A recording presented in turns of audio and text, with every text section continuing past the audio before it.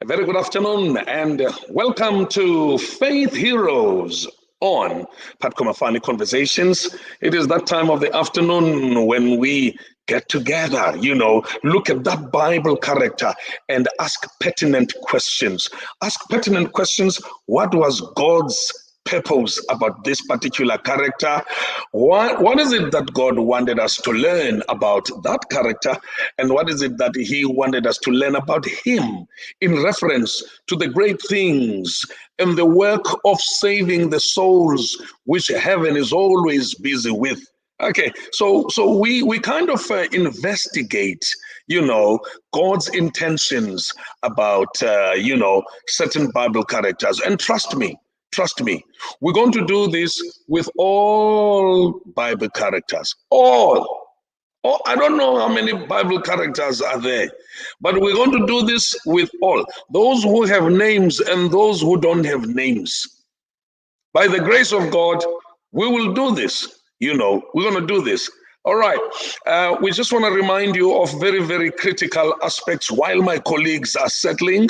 One of those aspects is more than 56,000 new cases of COVID-19 recorded in South Africa, primarily Limpopo province, Gauteng province, and all these other places. We just want to plead with people to stick to the safety protocols, stick to the safety protocols.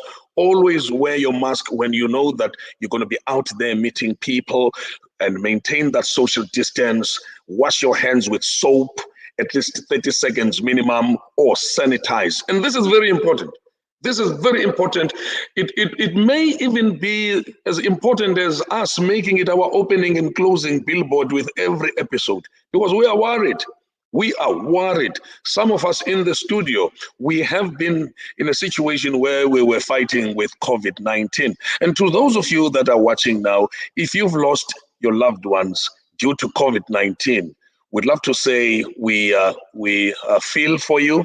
Be comforted and be assured that God is still there. Okay, and that's very important. Okay, now if you remember the last time we were together 2 weeks ago, we were dealing with the men by the pool at Bethesda, and sathetha ngayo le ndoda until we came to the part.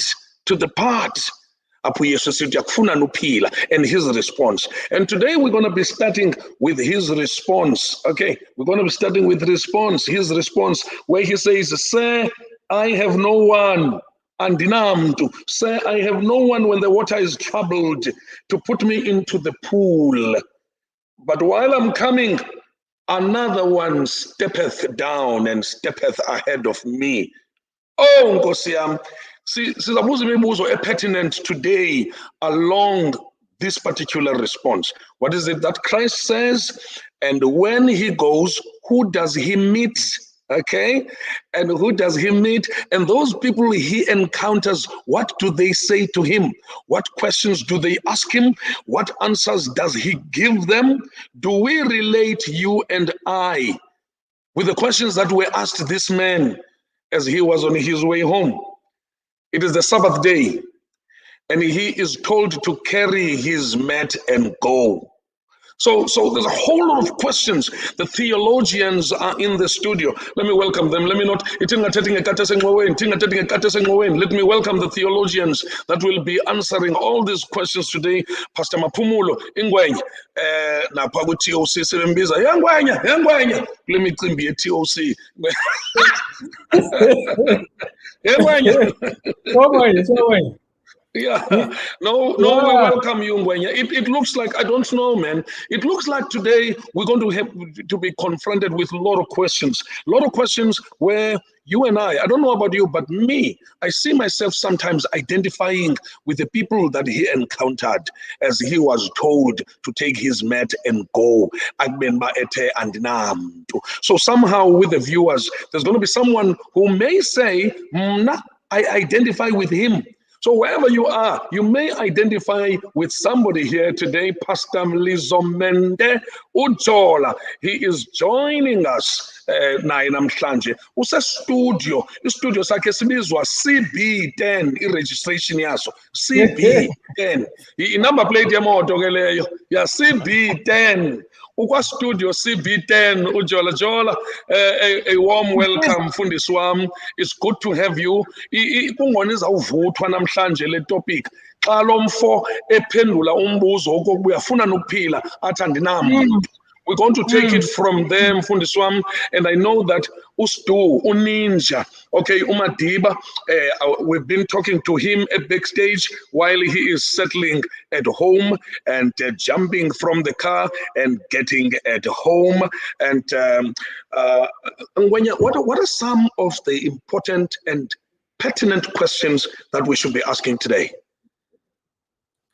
Yes, Maya, thank you very much. Greetings to our viewers, and it's always a pleasure to be here in this divine hour at 2 p.m. Look, you know, this show is meant to assist us in our walk of faith. Okay. And you know, these are the people that we can identify with. We look at where they walked and see what is it that we can learn in relation to where we are today. Look, first thing, Gwenya, is this. Now, why is Jesus not, for example, declaring who he is to this man? Because obviously this man does not know him. And I guess in a way it makes sense then to hear him saying, I have no one. I have no one. You know, masilungise naleyo ngwenya, because for some of our listeners ukuthi xa sithi namntu asithethi ke omnye umuntu of the opposite sex. Asithething a love affair. Asithething a love affair.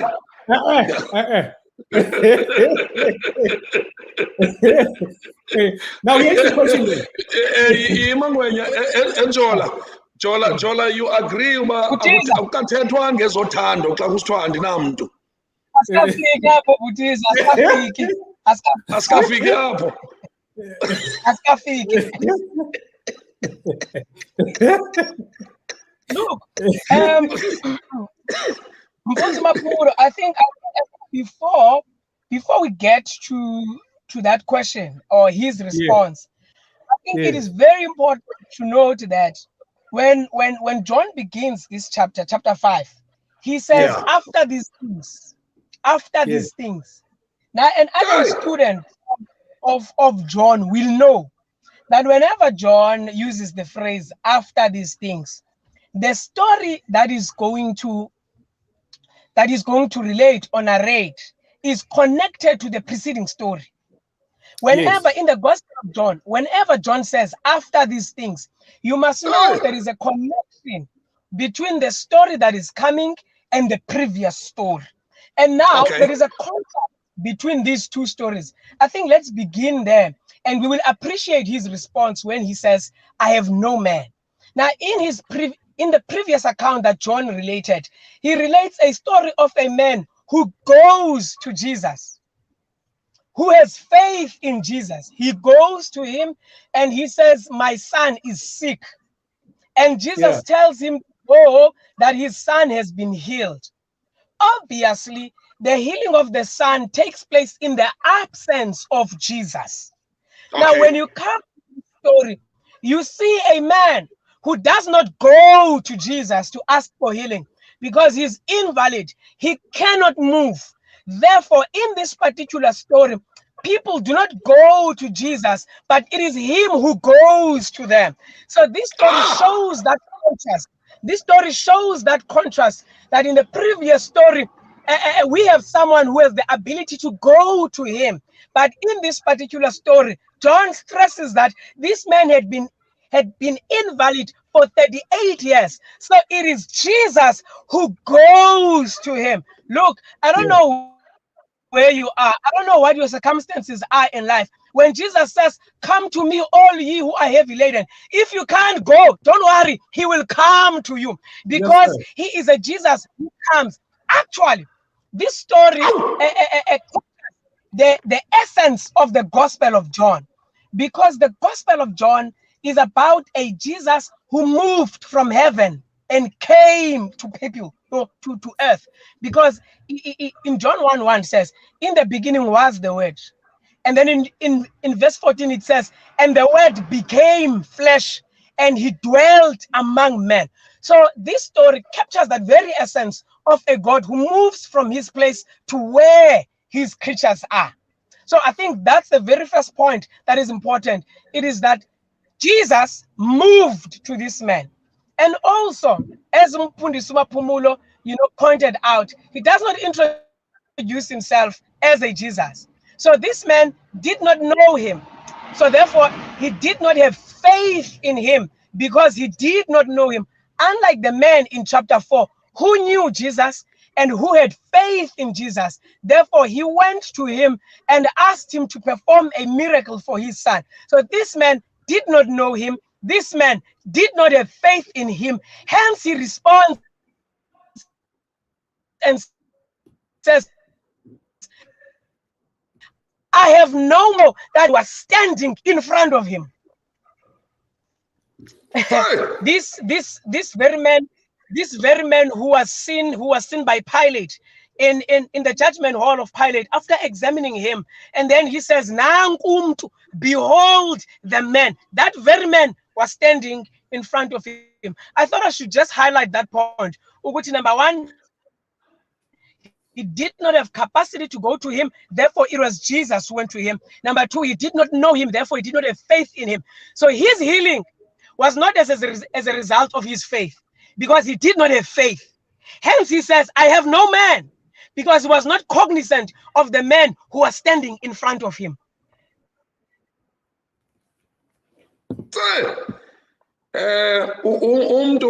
Uti, I have no man. Ujola na uti, I have no network.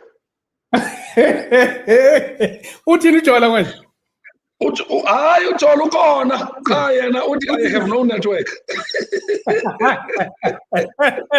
and ujola bungekaqalisa imoso ubusabulisa. But young yeah. Ujola khona into angayivanga usho uthe bethini ujola? Why la ndoda ithi I have no man. Ujola uthi I have no network.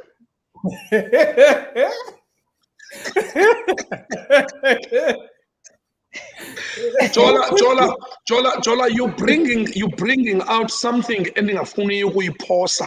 Le yento kokuba Jesus comes to the man. City, I have no man. And when izulu libona into kokuba awuna capacity, whether capacity your call to go looking for Jesus, izulu lide lenze umsindleko of coming to you, then Jesus comes to the man. Look, and also not just a short time dollar. Look, he does not only come to the man, but he comes to the worst disadvantage of men in that pool. Okay. Yeah. So in other words, you may look at your personal situation as the worst, as the hopeless, as the helpless, but Jesus can still come, and even regardless of how painful, disadvantage, of how long you have been praying for this situation, how deep the pain is, but Jesus can still come into that situation and ask the same question. I like this point because you see this contrast between chapter 4 and chapter 5 is actually in the book of John, or in the life of Christ. Wherever he would go, wherever he would move, he would always be pressed by a crowd. There's always a crowd around him. The man in chapter 4 approached Jesus when he was encompassed by a crowd, and he spoke to him in the midst of that crowd. Now, when you come to chapter 5, he finds this man seated. There are 5 porches were filled with people who were crippled, were paralyzed, were blind, who were sick. And Jesus singles out this man. Now, this is a very unique feature about the Gospel of John, because it is only John who records the one-on-one encounters Jesus has with people. It is only John who records the one-on-one encounter that Jesus has with Nicodemus. Matthew doesn't record that. Luke doesn't record that. Mark doesn't record that. It is only Jesus who records the one-on-one with the woman at the well. It is only John who records the one-on-one with Jesus and this man. John seems to be fascinated by the fact that Jesus does not only address us when we are in a crowd, but also Jesus comes to us as individuals. Because in the Gospel of John, he does not come to crowds, but in the Gospel of John, he deals with individuals also. So he singles out this man from all these people who were paralyzed, and he comes to him. So this man goes to him and says, do you want to be healed? He says, I have no man. The man who singled him out, he responds to him and says, I have no man. I think that is another important issue. You see, sometimes when you look at your life, and the people around you prospering, people around you, living a good life, you tend to forget that when Jesus looks at us, he looks at us as individuals. So in this particular account, John records that Jesus attended this individual. And can I take it further, Jola? Can I take it further, Jola, and say it is hey, into John? Because it is John still, chapter 9, who records Jesus on the Sabbath. And he sees a young man born blind. And Yesu, who goes to him, the one born blind, and he attends to his personal need on the Sabbath. Can I say that Sabbath keeping is a personal thing? If you mess up with your Sabbath keeping, you might miss a time when Jesus comes to you as an individual. It is personal. Indaba kaYesu yokuza kuwe ngeSabatha. Yeah. You know the other thing when you're here, which is you are quite correct in what you are saying. But secondly, the very fact that Jesus is coming to the man who does not even know him speaks volumes. One of which is this, that therefore you must never outsource your spirituality to the seeming Christ of this world. Because Christ is personal. Because you see, sometimes we have a tendency of giving people an impression that we are the gatekeepers. Yeah. This is very dangerous, because even though we are not verbalizing that, but we are expressing that in one way or the other, and give people impression that if you are not here, if you are not part of us, if you don't do this, therefore kingdom is not yours. Who told you that? So therefore, in your journey of life, never outsource your spirituality to the seeming Christ of this world, because Christ can come to you in your own situation. Wow. Okay, so Ngwenya, I need us now to deal with ourselves through these people whom he encounters, because then Jesus says, take up your mat and go. Now it becomes controversial. Okay, I'm trying to look for Madiba or Ninja, and okay, I can see that he's still connected, but he is connected the audio kupela. Okay, Madiba, if you can hear me, but we're waiting for him to settle at home. He also was driving. Okay, he also was driving. All right, now. Yeah. Then when you're on the Sabbath day, he instructs him to take his mat and go, and it becomes controversial. Please take me through there. Why is this thing that take up your mat and go becomes an issue?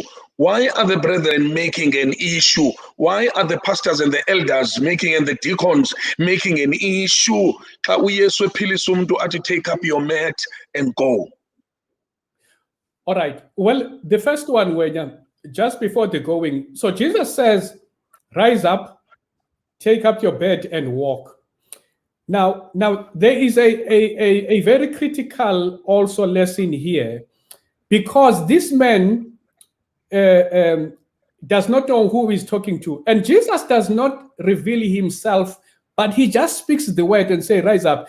Now, what this man does here is that he decides to believe the word, rise up, take your bed and walk. Now, this is important, because when I listen to this, I think about, for instance, the centurion. So the centurion comes to Jesus and he says, my servant is sick. Please, I want you to come and heal him. Then Jesus says, all right, no problem, I'm coming. But I love what the centurion says, and that is, no, don't come to my house. You see, I'm also an army general, I give instructions. But what you could do for my servant is that you can just speak the word only, and I know my servant will be healed. Yes, sir. Now this is righteousness by faith at its best. So in other words, the man says, look, you don't need your physical presence where my servant is. I know your word is powerful. Psalms chapter 33, verses 69. I know your word. You spoke things that were not, and they became as if they were there before you spoke. So that's how powerful God's word is. And so sometimes we think we need to see the evidence, for things to happen. But all what we need in our situations, in our plans, in our thinking, is to say, look, if God has pronounced on this matter, if God is clear on this matter, you don't need to then doubt his delivery. He can deliver that. So sometimes we lag behind only because we don't believe the word. So this is faith in action. I'm saying, therefore, all of us in this journey of faith needs to learn this very lesson, and that is exercise faith in what God has said and leave the rest with him. So the man, I'm sorry.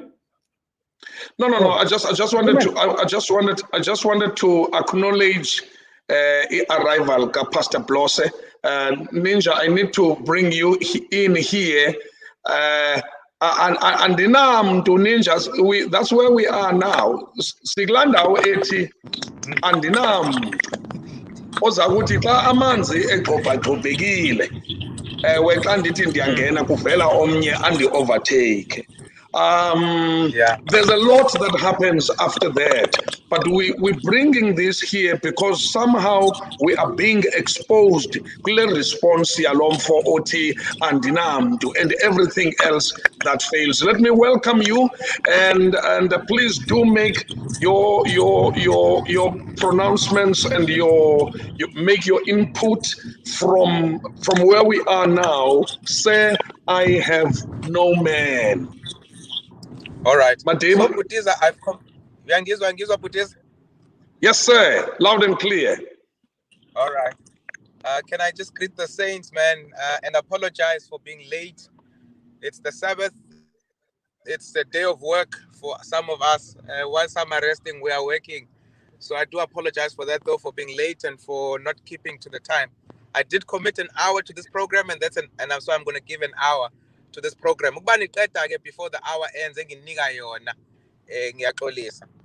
now, what's interesting about this story is that when John says when Jesus walked into the pool, the Bible says he saw the man and he knew he was in that condition, or he had been in that condition for a long time. Now, last time we dealt with the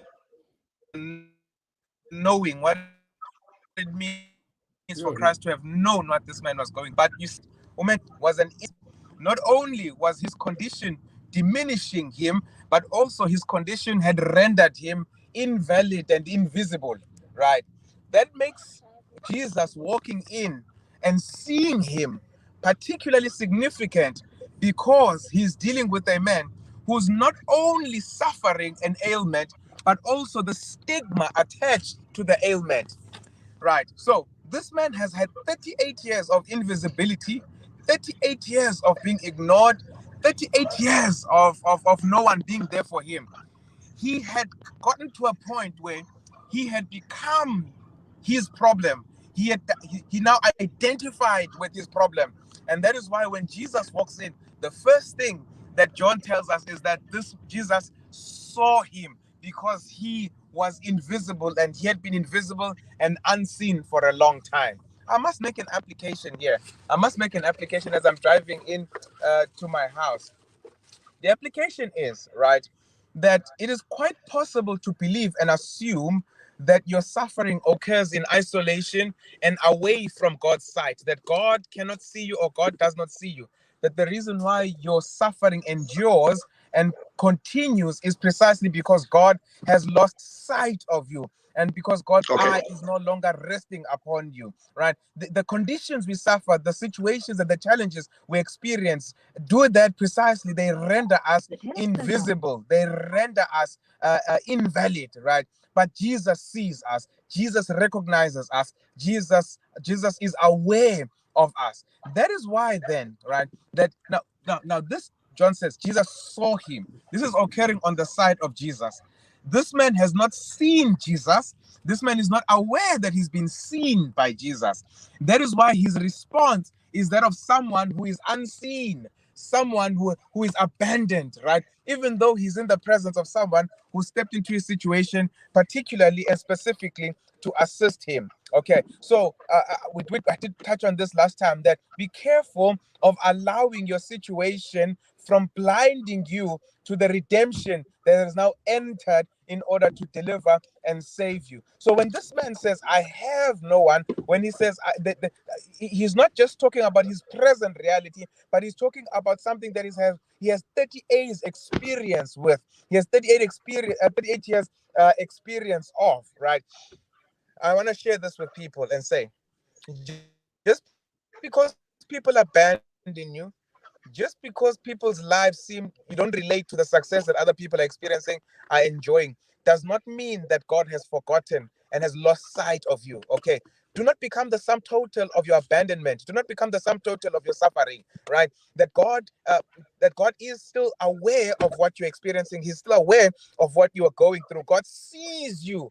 But most importantly, God knows you. It is not a knowing of understanding what you are going through, but it is a knowing of ginosko, of being intimately acquainted with your circumstances and with your situation. Lastly, before I set up in my office, the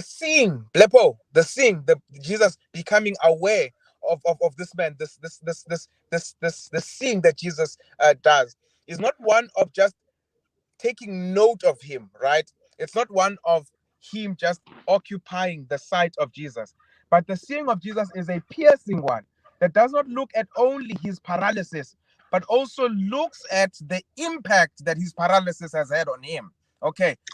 So we are not only just seeing that he's paralyzed, he's invalid, but Christ also sees what that experience has done to him. Oh, but wait, we may know what we are going through, but we are hardly ever aware of what our experiences are doing to us, right? And that is why when God responds, he doesn't just respond to deliver us from the physical and material experiences that we endure, but he also descends to deliver us from the emotional, mental, psychological, and even spiritual trauma of what we endure and what we go through. So when Jesus sees this man, he's not just there to deal with the physical brokenness, but he's also there to deal with the emotional brokenness, the physical brokenness, the psychological brokenness, right? So and here's the beauty of it, right? And these guys brought it out nicely, that this redemption, this salvation is not a response to his faith.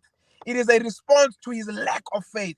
Now, how does God do this? You think that this is only reserved for this man, right? We think that is only reserved for this man. God does this even today. even with us, right? Because when we pray for deliverance from the physical, from the material, because we are unaware of the emotional, psychological, and mental trauma that our experiences have affected upon us, right? But when God answers those prayers for physical, financial, health deliverance, right? He brings the response. In the response is embedded even healing from the things we are unaware of, even healing from the traumas we are oblivious to, even healing from the damage that we can't even articulate, right? We can't even see, we can't even experience.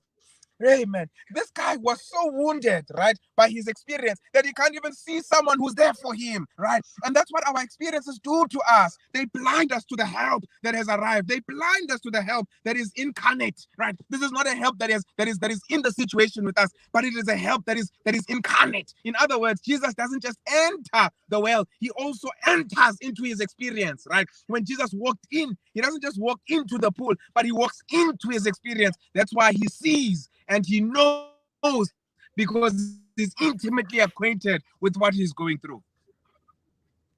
If I hear Pastor Blose, if I hear him well, in him answering my question, why was it important that Jesus would say, take up thy mat and go? It's because for 38 years, le mat is a symbol psychologically of the trauma and oppression yokokuba egula elapha, and kukhona nabazalwane who enjoy this thing yoba bembona. Did you know that kukhona abantu Nkosi yami who through your suffering they see themselves better? So for 38 years kunabantu bebelahlela ama-5 rand for 38 years ukuze bave kamnandi as if they are good enough. For 38 years ba-enjoy ukulahlela ama-5 rand apha kuwe uhleli kolukhuko. So when Jesus says take thy mat and go, uthi uThixo le mat kuwe ibe-symbol of ibe-symbol of isono, ibe-symbol yokusokola, ibe-symbol of segregation, ibe-symbol of oppression, ibe-symbol yokuhlekwa. Yithathe uyibeke enhloko uhambe ngoba uyoyisile. So not only are you free from your physical sickness, but you are also free from your psychological sickness. You are also free from your emotional sickness. Abanye abanandaba ba-enjoya nje ukuthi ulapha, bazamane bedlula kuwe, bemane ukuthi oh Shem, bemane besoluleka abantwana babo, besithi yabona njengoba ungafuna ukuya esikolweni nje uzawufana nalo muntu nawe. Did you know that kukhona abantu abatraina abantwana babo ngawe? Did you know that in some houses you are the syllabus of the training of children? Yes. For 38 years, when they go past you, you see, if awufuna uvuka uye esikolweni, ngenye imini uzawufana nalo muntu.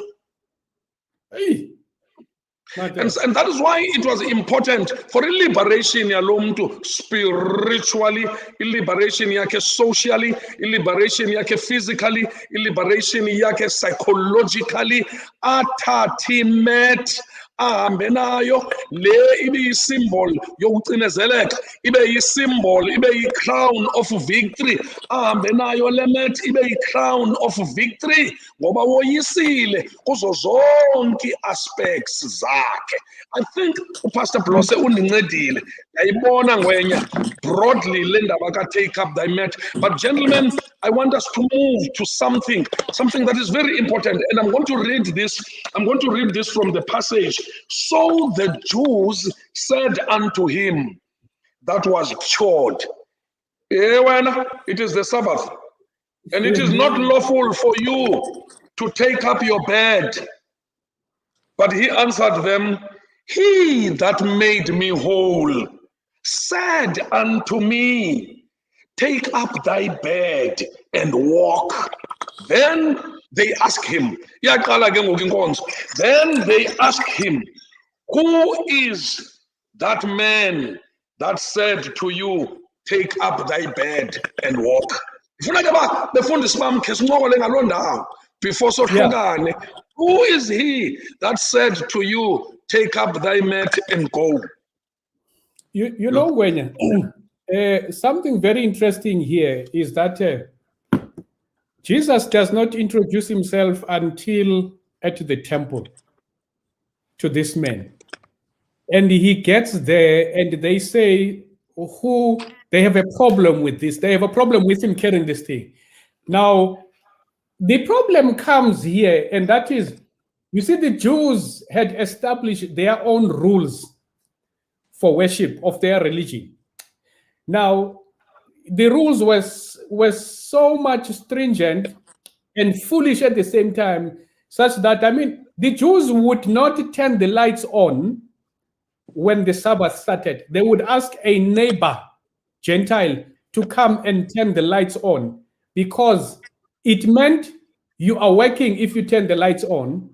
And then when they want the lights off, it will be that Gentile to do that. Because at the back of their mind or in their religion, if they are somebody else, therefore they are not responsible for breaking the Sabbath at the back of their minds. So that is why now when he comes, they have an issue with him, why he is doing what he is doing, because the Jew also believed that, you see, salvation was restricted to the Jews as far as they were concerned. And so then there were all these conditions. So they have a problem with him. Now, why is this part of the story also very critical? This is where you begin to see that the healing of the man by the pool was a vehicle for the salvation of the Jews. It was not primarily for the men, but it was primarily for the Jews. Because by the time you get here, because when the man does that, he disrupts order of worship on that particular, because Jesus could have come on Friday or on Thursday or on Wednesday, but he comes on Sabbath because he wants to deal with the religion of the Jews by doing what he was doing. So he got their attention. So now here is the question, Ngangwe. Have we not created our own rules for salvation in one way or the other, whether we spell them or not, but by practice or by expression, there is that danger also. That's number one. That's very important. But number two is that the rules that the Jews had created had actually made it difficult even for themselves to be saved. And so because Jesus now is making a second chance, so to speak, for them, just to get the right understanding that one, salvation does not belong to them. Two, this is not how you worship or you keep the Sabbath. So what am I saying there to all of us today is that, be careful or mindful of the limitations of life, because they may as well channel you to a destiny that God never planned for you. So that is why it's always important to question to question life on a daily basis. Why are we doing what we're doing? Because that leads you to something else, to a revelation that you do not know. Because what is this word I'm looking for? Okay, because tradition creates limitation unless you are able to question it and be able to move in life one day at a time. So therefore, now we must make sure that our destiny is not by fate but by faith. So if we allow these things that are around us without you yourself knowing, we must not believe because the church says so. We must believe because this is what the Bible says so. Fortunately, the church also espouses the same thing that the religion does. Because what different are you from a Jew who believes by virtue of a tradition if you don't believe this thing because the Bible says so? You see, Ninja, before you come in, Matiba, ukuthi this disruption yokokuba uYesu aphilise le ndoda ngeSabatha, and particularly the mat part of the disruption, ukuthatha mat uhambe nayo, this disruption was not meant for the men more than it was meant for the Jews, because uThixo usibhaqile into kokuba we are religiously rich and yet spiritually poor. Let me repeat that. uThixo usibonile into kokuba we are so obsessed with our religion and yet we are spiritually poor. Yeah. Yes. Bethesda and Mazu usisibongi uyandiva Bethesda. Yes, sir. I don't know what usisibongi gave you this week, but hey, you're on fire, man. You are filled with righteous indignation. I'm interpreting the things that you are saying. I'm interpreting. No. I'm interpreting what you guys are saying. No, man. The Spirit of the Lord has descended upon you, and you are filled with righteous indignation. But let me do this, Bethesda, man. Mapumulo is scrambling my mind, at this time. Why, right? And I want to take this back and say, when Jesus enters the pool, he also enters into the man's situation, historically reminding us, right, that we serve a God who is not in the business of accepting our pilgrimages to him, but is a pilgrimage undertaking God towards us. Let me say that again. God doesn't expect us to undertake pilgrimages to him, but he undertakes pilgrimages towards us, right? He descends to reorder the chaos of the world and create the earth in 7 days. He descends, right, to initiate a covenant with Abraham. Not only does he descend to initiate the covenant, but he also avails himself as the one who is going to support and who's going to secure the covenant and to pay whatever the requirements of the covenant are. He descends, and this is where I'm heading with this. When the children of Israel had been enslaved for over 300 years in Egypt, he undertakes a pilgrimage, right, to Egypt, and he talks to Moses. But listen to these words, right, in Exodus, in chapter 3. He says, "I've seen," there it is again, "I've seen the afflictions of my people, and I've heard their cries," right? And now, what has happened? What has happened? I have come down. See, there's this seeing that God undertakes, right? This hearing that God goes through of our pain, of our suffering, this awareness that God has of our suffering, refuses to allow him to be stationary. It refuses to allow him to sit and stand still. It moves him, right? It not only just moves him as he shakes or as he dances to the sound of our suffering, but it moves him into our suffering, right? He becomes one with us. He descends and immerses himself into our situation and into our mess, right? But not because he enjoys the suffering, so that we can be delivered from the suffering. So when he descends, it is for the purposes of redeeming and delivering us from what we are going through. So that's the first one. The second one, rather, this is the third one. Now I'm saying, I don't know, there are many, man. The third one, right, that I want to share has been introduced by Umfundisi Mapumulo, right? And I'm going to the mat, Buddhist. I'm going to the mat. Yes, sir. Right. Then he comes, right? But it's the Sabbath. It's the Sabbath, right? That he walks into this pool, right? It's the Sabbath that he walks into this pool. He's not in church on Sabbath, right? He's not in church on Sabbath, right? He's not on the pulpit on Sabbath, right? He's at the pool of the broken on Sabbath. Unless the Sabbath can locate the broken, right? Unless the Sabbath locates the broken. If I said it again and I will say it again, if the Sabbath or the descent or the arrival of the Sabbath is about you gratifying your spiritual addiction, right? Your weekly spiritual addiction, without locating your brokenness, then you are worshiping an idol of your own creation and no longer your creator, right?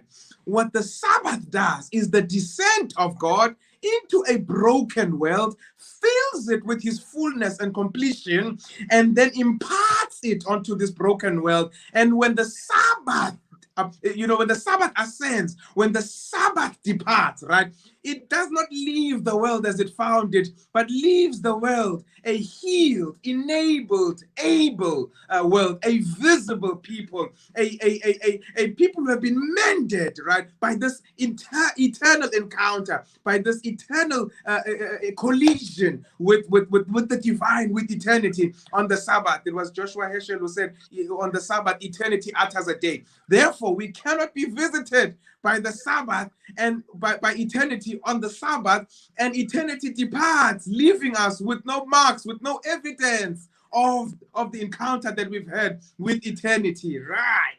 Because divinity has descended, because God has helped him, right, has healed him, has lifted him, because God is now part of his brokenness, right?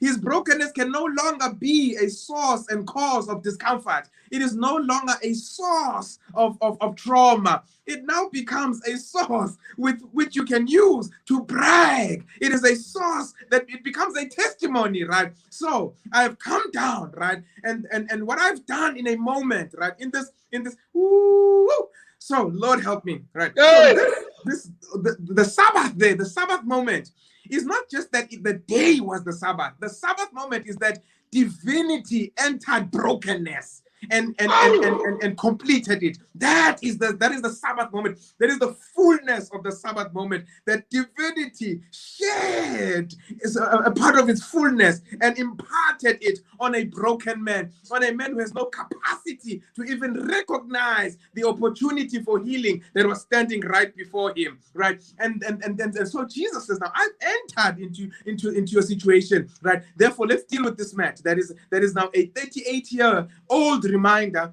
of your sickness, of your tribulations, of your trials, right? Now let's deal with this matter, because I've now entered into your situation, because now you know the Sabbath, because now you have had a Sabbath experience, right, of kissing eternity, of commingling with eternity, of colliding with eternity, because now you've got this experience. The mat which carried you, right, you must now turn around and carry it, right? Now, the mat that was a sign of your inability, right, must now serve as a testament. It must now serve as evidence of God's intervention. It must now serve as evidence of God's power. So in that moment, when the man picks up the mat, right, he's now wearing his scars, not as a source of shame, but he now wears them as a source of testifying. He now wears them as evidence of the work that God can do. The scars shout and they scream and they sing and they worship and they praise as he carries them wherever he goes. And I imagine them to be singing this song. It is no secret what God can do. Look at me. You can see it on me, that the scars that once held me down, the scars that once caused me shame, have now become my testimony. I now carry them. Oh, but listen, he carries them on the Sabbath, right? Why? It is because on the Sabbath, our brokenness becomes a source of praise. On the Sabbath, our brokenness and our trials do not become a burden. They become they enrich our Sabbath theology. On the Sabbath, our hurt, our pains, our struggles, they become part of our worship experience. Let me say this in the most simplest terms. A theology of the Sabbath that ignores your brokenness, that ignores your struggles, a theology of the Sabbath that has no room for your burdens, is a deficient theology of the Sabbath. For the Sabbath, as we see it in John chapter 5, is a day of healing. The Sabbath is a day of deliverance. You cannot meet, you cannot encounter the divine on his day and yet live with evidence of his absence. You can't, it cannot happen, it cannot happen. So it needs to happen on the Sabbath. And Gwenya, you are right. This is why the Jews missed it. This is why the Jews missed it, because they thought the Sabbath was a day. The day is an appointment. The Sabbath is divinity. Holiness is not in the day. Holiness is in the one who is present on the day. Right. Yeah. So, hey, guys, man, if you don't have, and you see it in the Jews, if you don't have a proper theology of the Sabbath, people's healing is going to offend you. Am I talking to someone?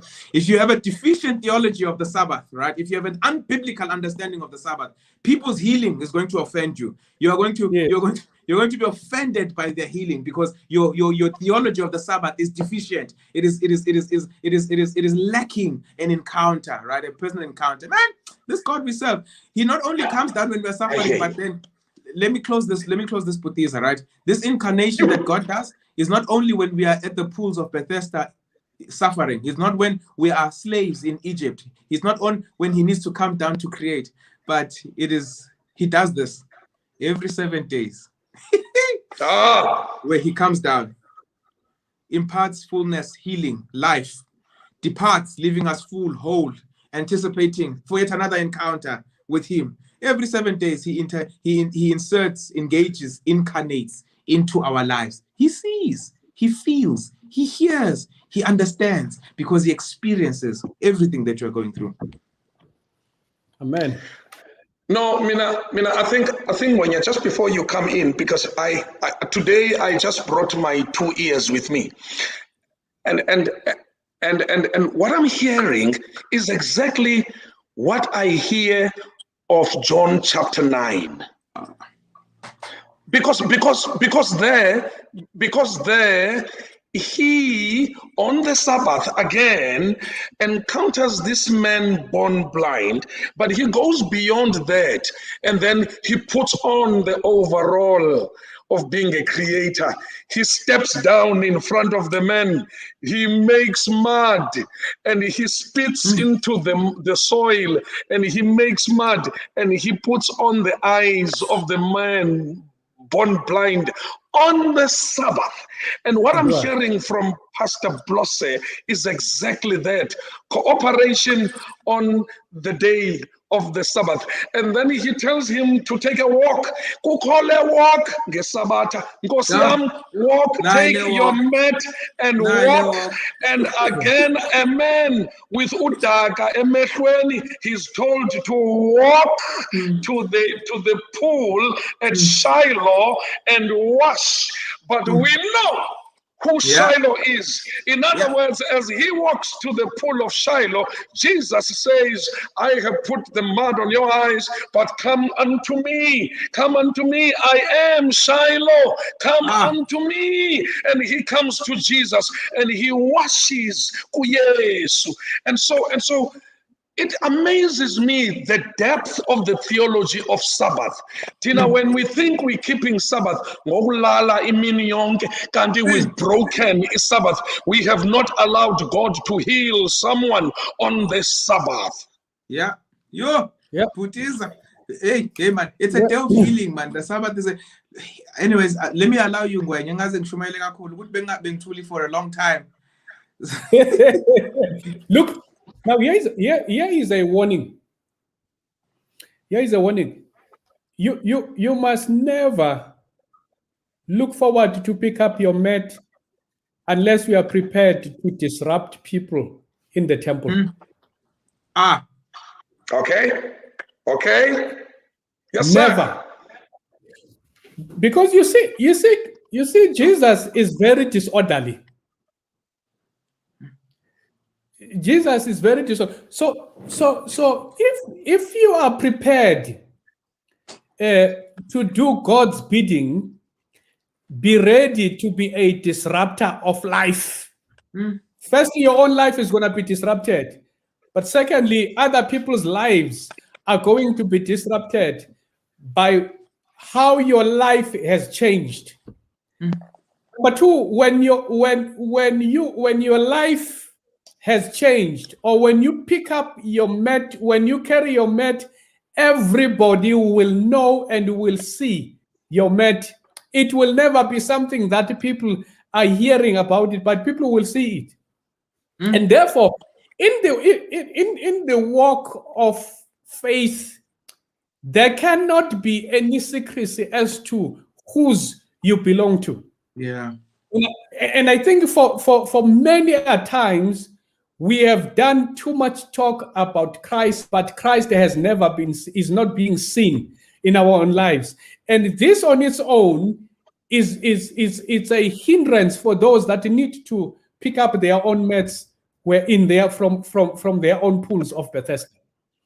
And so therefore, this is something that all of us need to keep evaluating every 7-day period, so that as divinity comes down to humanity, we need to make sure that during that 7-year cycle, we are picking up we are carrying our mats, we are being disruptive, but because of the way we live.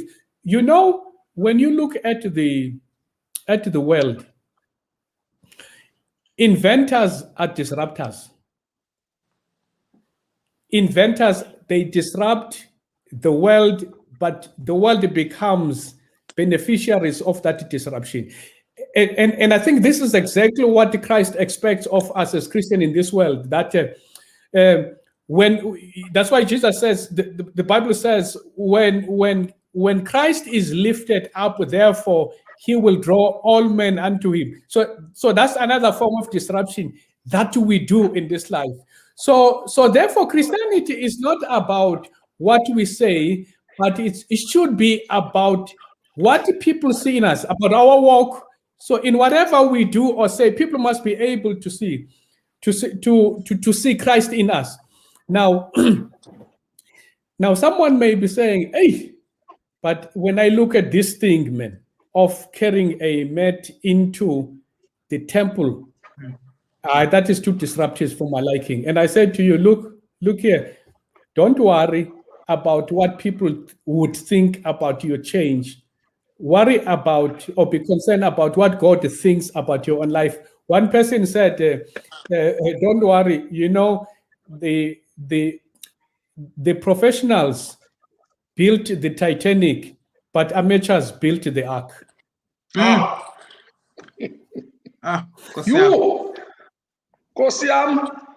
Yeah. Yeah. So God will enable you all the way. God will enable you. Yes.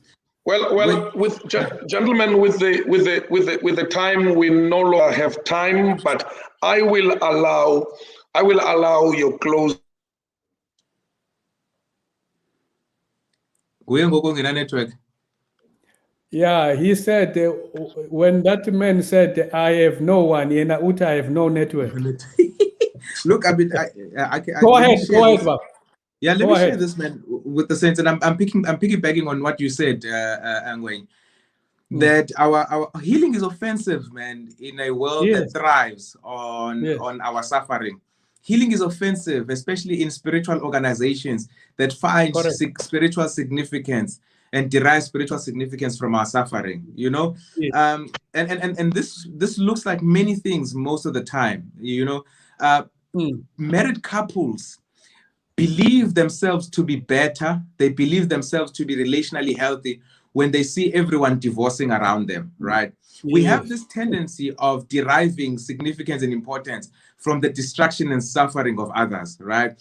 When people are poor, we have a way of making ourselves seem like we are diligent hard workers, and all those that are poor and that are suffering, it's because they are lazy, you know. But I mean, when you look at the what do you call this, at the architecture of suffering, it is not caused by laziness. Our mothers wake up at 4 a.m. to go work. There are guys who are gardeners, work the whole day and hard, you know. So hard work is not necessarily you know, behind wealth and lack of poverty. But we'd like to shame people who are suffering, so because we want to gain significance from their suffering, right? So we shame divorcees so that we can look like we know what we are doing in our marriages, even though our marriages are toxic, deficient, and falling apart.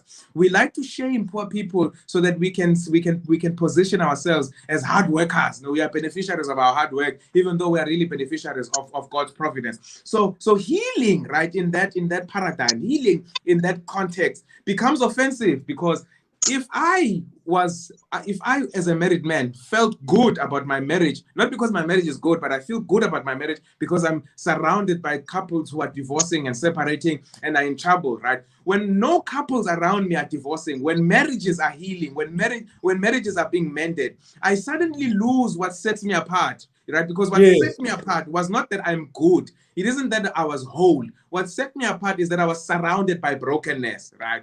That is why when the man who is healed walks into the temple, he disrupts, you know, the spiritual significance that the Jews derived from being surrounded by suffering. Because for them, you are suffering because God has abandoned you. Now, if you are healed, then it means God healed you. And not only did he heal you, but he healed you without our intervention, right? So who is it that did this? Because, see, they are more concerned about who did this, because we didn't approve of it, okay? And, but we're also upset at the fact that you are now healed. You're now one of us. You're now like us.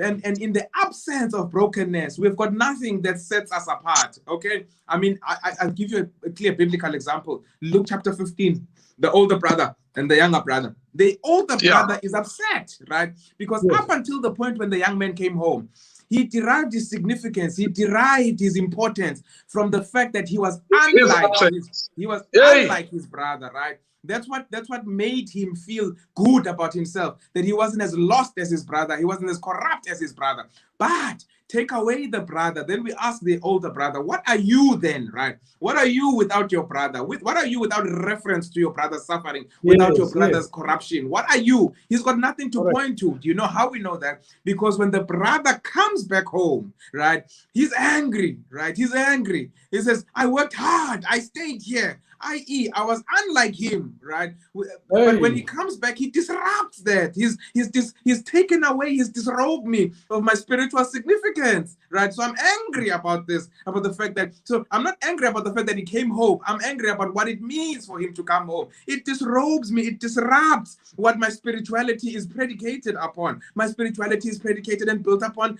the suffering. When you alleviate that suffering, it is offensive to those who believed and who gained significance from your suffering. But we become worthwhile syllabi.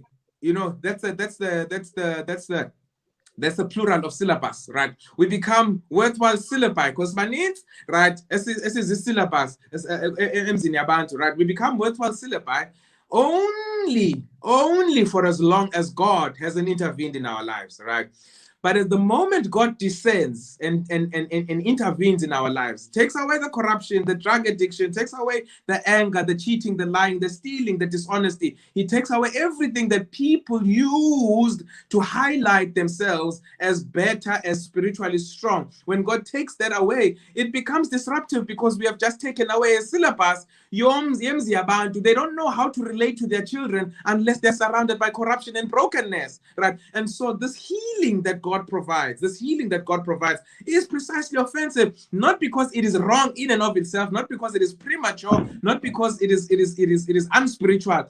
It is disruptive because it occurs within a context that thrives, that finds meaning, that finds significance, that finds importance, right? On the backs and the brokenness of others. Stop it. Wow. Yes. Wow. Yes. Wow. I don't know. I have seen people flocking to church boards on the day somebody will be disfellowshipped. And it looks to me. I think we lost him. But you have a point as an eye. Yes. Because people, you know, they become joyful when others fall. In other words, in our lives, we need to be careful of what we are measuring ourselves against. Because why am I saying this? Is that your level of your rise is determined by the standard that you set. And you then have to be very careful, and that is why we are ever safe when we compare ourselves to Christ, when we use Christ as a standard, because he's not only a standard, but he's an enabler. Of reaching that standard. Next level. Yes. So my neighbor, my enemy, is not my enabler. Should not be my standard either. So and as long as we use earthly things or people as our standards, we will never reach the standard that God has set for us to reach. Yeah. Godliness and godlikeness is a goal to be reached. Yeah. While we wait for Bethesda to close this, I mean, I remember a few weeks ago, I supported Sundowns, because Vane teams as QI. So Vane teams is bad for his skill. So I support Sundowns. So I think a few weeks ago, team let team le yeah. Yes. Yeah, league last year. Yes. I mean, I think it was a wonderful thing for Kaiser Chiefs to happen. Oh, now we look at this. But it was a wonderful thing for La Team to beat my team. What was significant, though, was to see the supporters of the other team from Soweto, right? Yes. Saying, Suga, even if they can beat Sundowns, so as I win a league. Suga, even if they can beat Sundowns, they're not gonna make top 8. So but what you are seeing there, right, is what the Germans call Schadenfreude, right? Schadenfreude is deriving joy from the suffering of others, right? Yes. So when someone's team ikiwa, then it makes you happy, So when someone suffers, that makes you happy. We've got a lot of spiritual Schadenfreude that takes place and that happens within the church as well, where people suffering, damages us. But then I asked the question, right? So you're now happy that other teams, right? Teams abanye as win.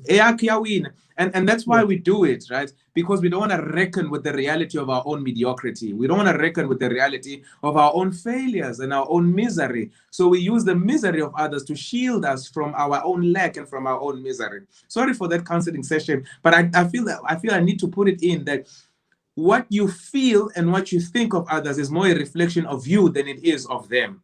What this Jews thought of the man carrying his mat on the Sabbath was more a reflection of their ignorance than of the man transgressing the laws of the Sabbath, right? The reason why they have a problem with this is because they don't know who is responsible for this. That's it right there. You don't know who is responsible.